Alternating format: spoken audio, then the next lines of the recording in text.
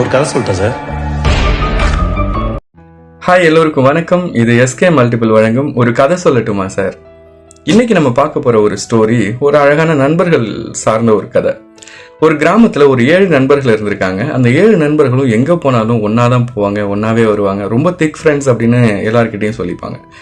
அன்னைக்கு அப்படிதான் பக்கத்து ஊர்ல இருக்கிற சினிமாவுக்கு போயிட்டு 7 நண்பர்களும் வரும்பொழுது ஒரு காட்டு வழியா வந்திருக்காங்க. அந்த காட்டு வழியில வரும்பொழுது திடீர்னு பெரிய மழை வந்திருக்கு.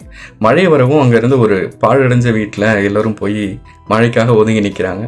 அப்படி ஒதுங்கி நிற்கிற அந்த நேரத்தில் திடீர்னு ஒரு இடி அந்த பில்டிங் மேலே, அதாவது அந்த பாழடைஞ்ச வீட்டு மேலே விடுறதுக்காக வருது.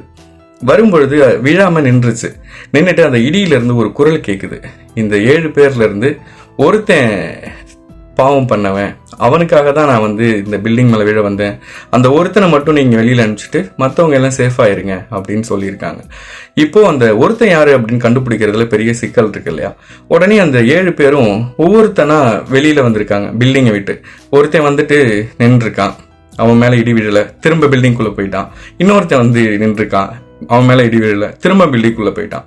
இப்படி 6 பேரும் போனதுக்கு அப்புறம் மீதி இருக்கிறது ஒரே ஒரு பர்சன். இப்போ அந்த ஒருத்தன் பயப்படுறான், நான் வெளியில போனா இடி என் மேலதான் விழும், நான் செத்து போயிடுவேன், என்னை காப்பாத்துங்க அப்படின்னு சொல்லி தன்னோட நண்பர்கள் கிட்ட கதறி கதறி கத்துறான்.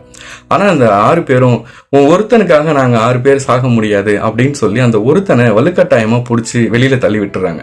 வெளியில தள்ளிவிட்ட அடுத்த நிமிஷம் அந்த பில்டிங் மேல அந்த இடி விழுந்து 6 பேரும் இறந்து போயிடுறாங்க.